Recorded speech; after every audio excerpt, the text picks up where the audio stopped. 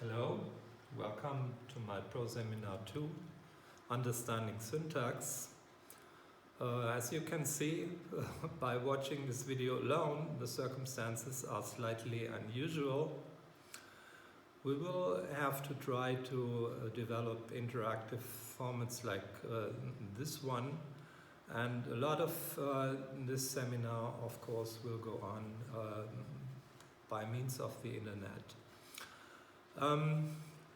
Understanding Syntax Pro Seminar 2 is slightly different, not slightly, but actually very different from the 3 Understanding Syntax seminars I have done so far, which were called Pro Seminar 1. So this will be an in-depth exploration of syntax, which will lead you from a very simple start, namely the elementary building blocks of syntax, to things that are actually quite advanced, not least because the book we will be dealing with, which you saw right at the beginning, Understanding Syntax by Maggie Tellerman, is a typologically oriented book. That means it doesn't deal only with English syntax, but it sheds a light on English syntax and other languages you may know, like German and French, by virtue of exploring the syntax of so-called exotic languages from all over the world. And so you will learn a lot of new stuff, and hopefully you will get a better understanding of stuff that you thought you know. Okay, let me briefly go through the content of the book. We will also be using other books like this one, but I will make that available as we go along. To give you an impression what the guiding line will be.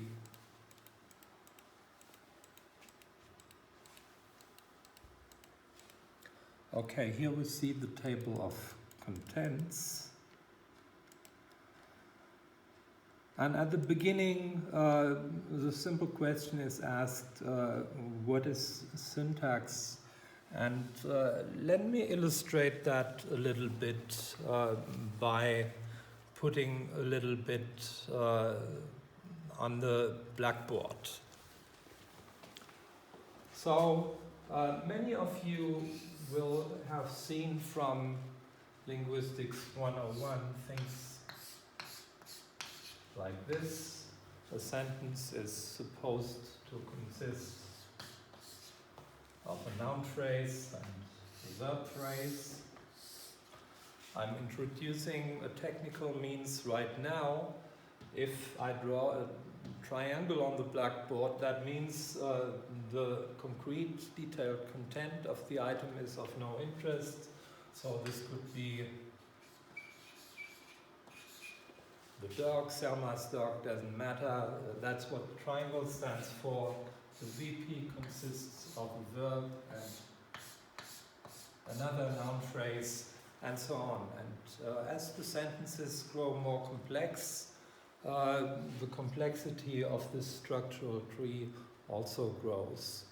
But the answer to the question, what is syntax, is actually very simple, and without cutting too many corners, it can be reduced to syntax is putting words together into phrases, and then you go on and put those phrases together to get ever larger items. So syntax means putting the elementary items of language, namely words, together in a certain way in order to get a certain meaning. So that's the simple answer, and of course in chapter 1 we will go into more detail than I have done now. Let's move on to the second chapter.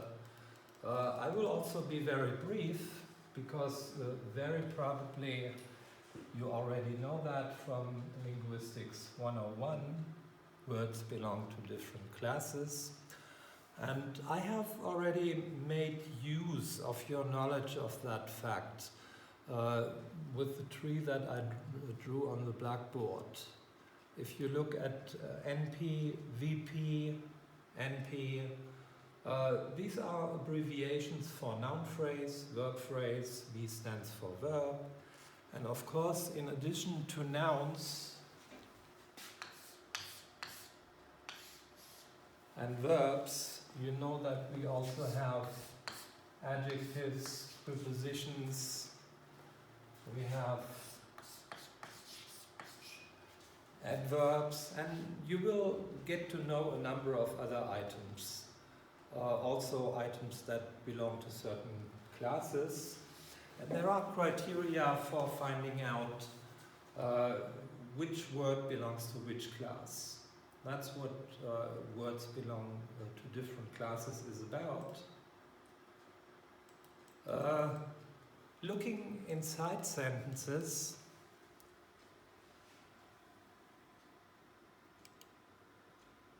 extends the whole thing. I began with sort of a claim, which is actually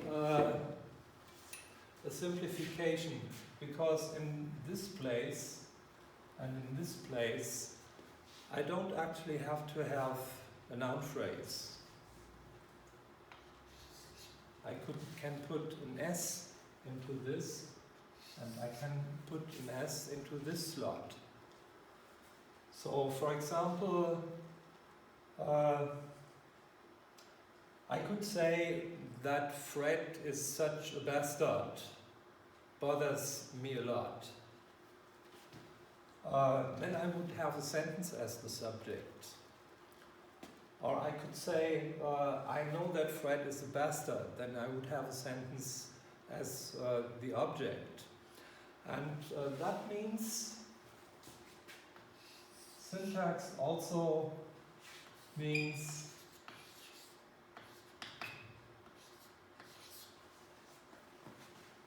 that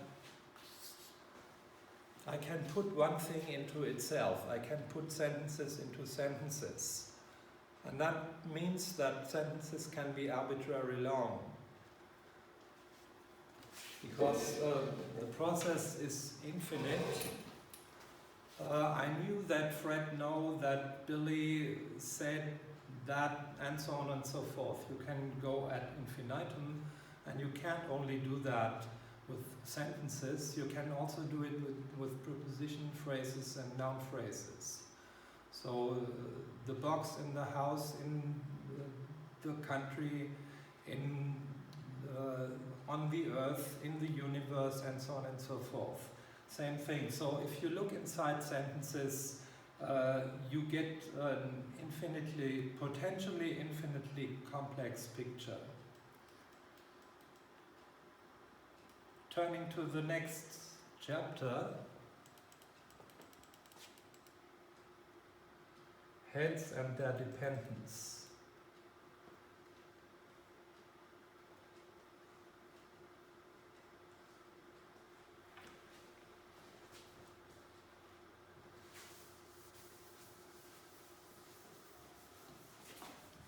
Let me give you a simple example for heads and dependence.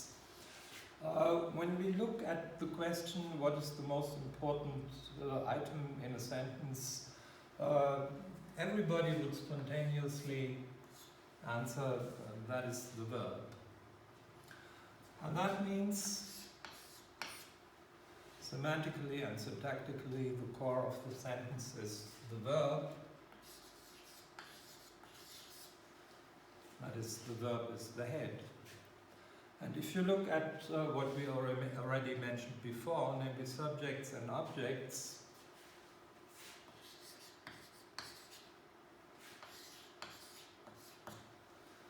these would be the dependents.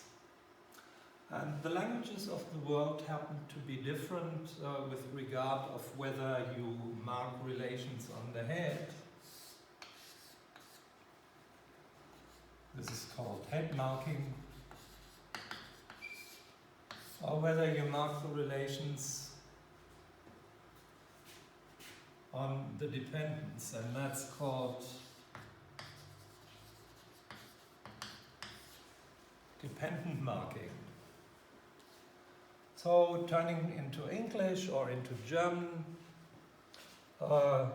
head marking would be something that is called agreement. Third person singular S in English, and in German it's more complicated. We have more agreement.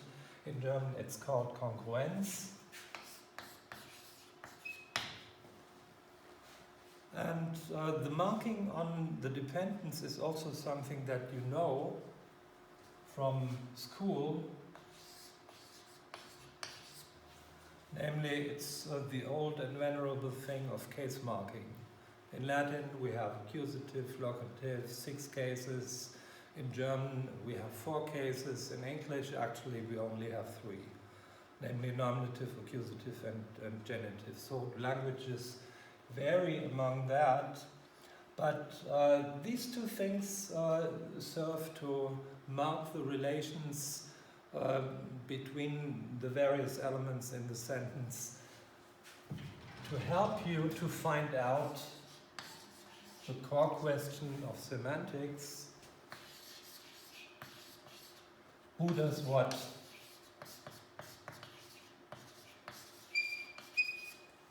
to whom. And you can mark that on the head. So for example, third person singular S, and the head then agrees with the subject. Other languages don't only agree with the subject, but the verb has also object agreement and agreement with the indirect object. So that's the head marking mechanism, and then you have the case marking mechanism. And the third mechanism to spell out who does what to whom is order. So in English, a reliable criterion is the sentence will most likely look like that. Subject comes first, then comes a verb, then comes object. So that's the issue of head and dependent marking.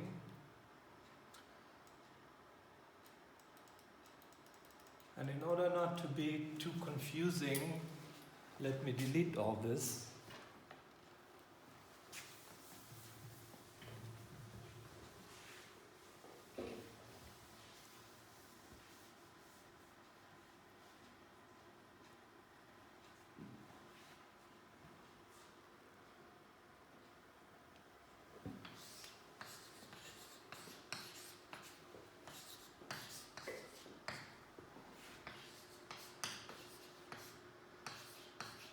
How do we identify what is called a constituent?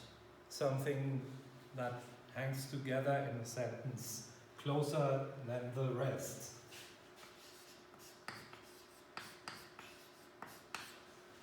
As we will see, there are various ways to do that. So for examples, let me strike that through. If I want to know whether this is a constituent or not, I can try to replace it by a pronoun. And if I can do that, it's most likely a constituent.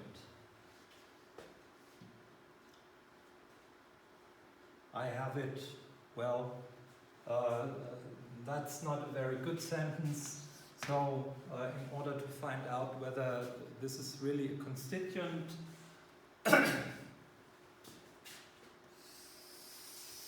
we do another test. Loved syntax I always have. That's not something you would say, but certainly a grammatical sentence. So various tests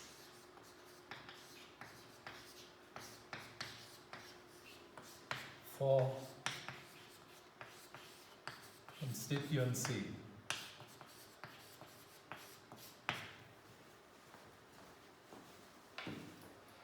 All right, these would be the beginnings.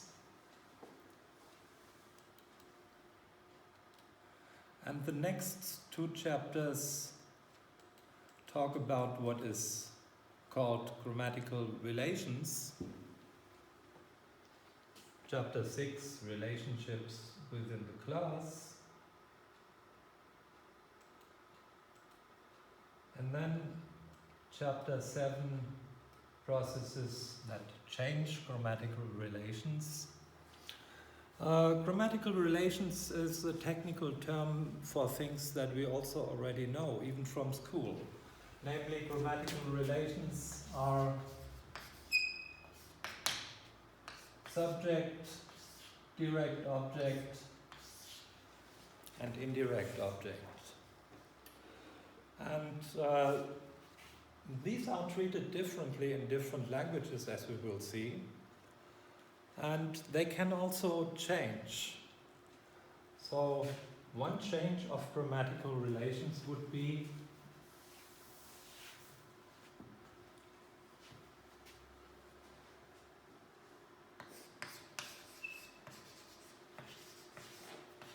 the man saw the house.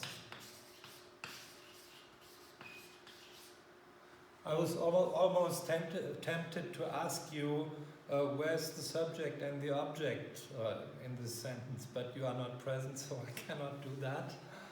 I will simply tell you, of course, you know this is the subject and this is the object.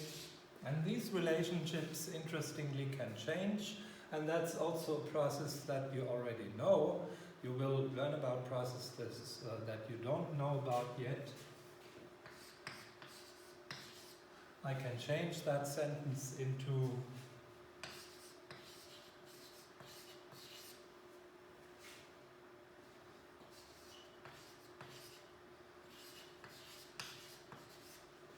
the house was seen.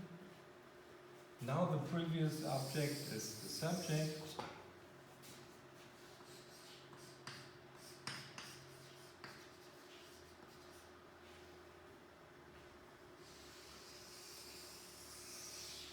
And the previous subject becomes an optional by-phrase. There are other processes such as this one. And this varies from language to language. So the pre-final chapter deals with another important point where languages vary, namely WH constructions and relative clauses. Let me be ultra brief on this because we will have a whole session which will be dealing with this, WH questions and relative clauses. Once again, we have a point where all languages have WH constructions. That means all languages have question words, such as what, who, why, and so on and so forth. So this is an invariant thing about language. But what is variant is whether and in which ways the WH element, the question word, moves in a sentence. In English and German, it happens to move to the front. But we don't have to go to any exotic languages, we just need to go to France. In French, you have 2 options. Either you move the WH element or you leave it in place, which is called Latin in situ. There is much more about that, but for the moment, let us put that aside. Final chapter is a summing up chapter. Only makes sense to go into that in any depth once we are done with the seminar. So this is a brief overview. Summarizing the overview, we can say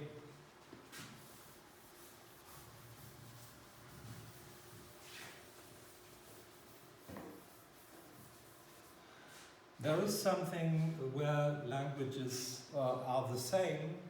There is no language where we can talk about nouns and verbs at least. All languages have nouns and verbs. There is no language where you can't pose a question. There is no language which doesn't have WH elements. So we have a certain set of elements that are present in all languages, and then we have a set of elements which where you can choose from. So for example, if you turn to the verb, we can mark tense, we can mark aspect, we can mark something which is called evidentiality, and a number of other things. Evidentiality, by the way, marks the verb for whether I have seen something personally or whether somebody has told me, and so on and so forth. But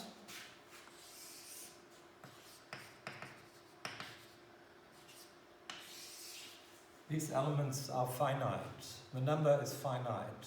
You can't mark the verb just for everything. So for example, you don't mark the verb depending on whether the sun shines outside when you utter it. There is no known language that does that.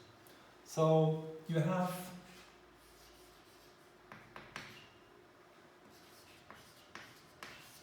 universals in two senses. You have universals that you find in every language, such as nouns and verbs, question words, negation, and so on and so forth. Also, the phrase structure that I marked at the beginning, in S, the sentence consists of noun phrase, verb phrase, and so on and so forth. And you have a universal inventory where you can choose from. There are languages that don't mark the verb for anything. Tense, aspect, evidentiality, whatever, it's not present, like Chinese. And then you have languages which mark the verb for a lot of these things, and so they pick from a certain menu. So we have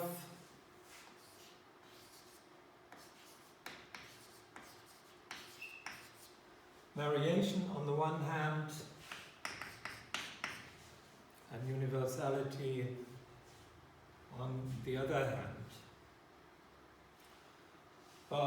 And these are the two poles where the seminar will move from back and forth, in order to get you a better understanding what the possibilities of syntax are, but also what the limits of syntax are. In the second video, not now, the video which I will send you later, I will talk more about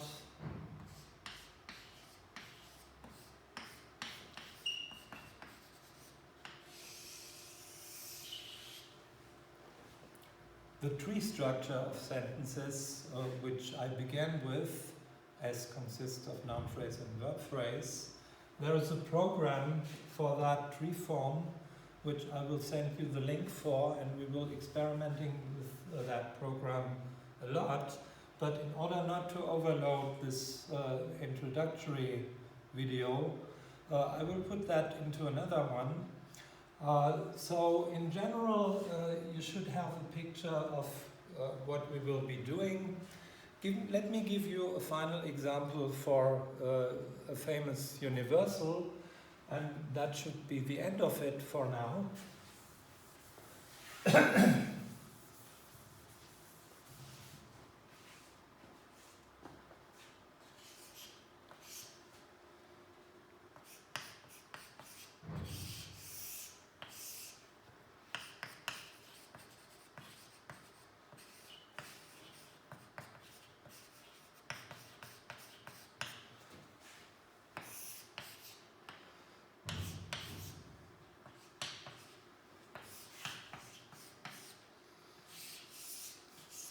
Sentence which has become very famous by now. The example is from Chomsky in one of his books in the 1960s, and since then reproduced ad infinitum.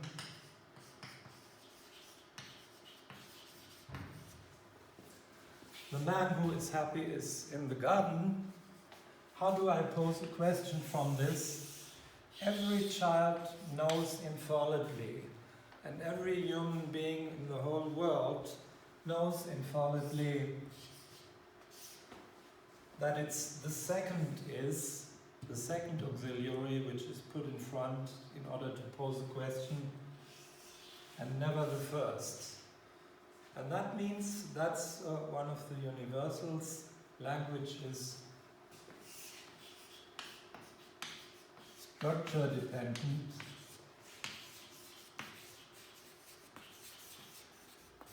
So in order to find out the rules, you must draw these trees in order to see what the structure is. You can't say move the first is to the front. You have to move the right is in the structure to the front. But that is already the topic of the second video, which I will be sending.